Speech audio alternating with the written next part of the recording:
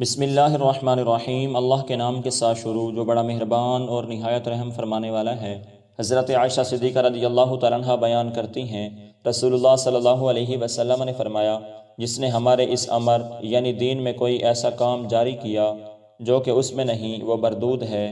حضرت جابر رضی اللہ تعالیٰ عنہ بیان کرتے ہیں، رسول اللہ صلی اللہ علیہ وسلم نے فرمایا، حمد و ثنا اور صلاۃ و سلام کے بعد سب سے بہترین کلام اللہ تعالیٰ کی کتاب ہے، اور بہترین طریقہ محمد صلی اللہ علیہ وسلم کا طریقہ ہے۔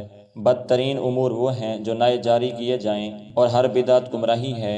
حضرت ابن عباس رضی اللہ تعالیٰ عنہ بیان کرتے ہیں، رسول اللہ صلی اللہ علیہ وسلم نے فرمایا، تین قسم کے لوگ اللہ تعالیٰ کو سخت ناپسندیدہ ہیں: حرم میں ظلم و انصاف کرنے والا، اسلام میں جاہلیت کا طریقہ تلاش کرنے والا، اور بڑی جد و جہد کے بعد کسی مسلمان کو ناحق قتل کرنے والا۔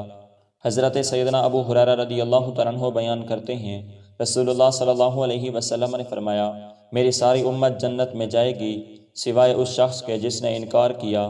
عرض کیا گیا، کس نے انکار کیا؟ آپ صلی اللہ علیہ وسلم نے فرمایا، جس شخص نے میری اطاعت کی وہ جنت میں جائے گا، اور جس نے میری نافرمانی کی گویا اس نے انکار کیا۔ حضرت جابر رضی اللہ تعالیٰ عنہ بیان کرتے ہیں، کچھ فرشتے نبی علیہ السلام کے پاس آئے، آپ سو رہے تھے، انہوں نے کہا، تمہارے اس ساتھی کی ایک مثال ہے، وہ مثال ان کے سامنے بیان کر دو۔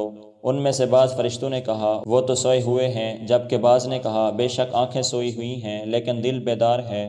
پس انہوں نے کہا، ان کی مثال اس شخص جیسی ہے جس نے ایک گھر بنایا، اس میں دسترخوان لگایا اور ایک داعی کو بھیجا۔ پس جس شخص نے داعی کی دعوت کو قبول کر لیا وہ گھر میں داخل ہوگا اور دسترخوان سے کھانا بھی کھائے گا، اور جس نے داعی کی دعوت کو قبول نہ کیا وہ گھر میں داخل ہوا، نہ دسترخوان سے کھانا کھایا۔ پھر انہوں نے کہا، اس کی مزید وضاحت کر دو تاکہ وہ اسے سمجھ سکیں۔ پھر ان میں سے کسی نے کہا کہ وہ تو سوئے ہوئے ہیں، اور بعض نے کہا، آنکھ سوئی ہوئی ہے اور دل بیدار ہے۔ پس انہوں نے کہا، گھر جنت ہے، داعی محمد صلی اللہ علیہ وسلم ہیں۔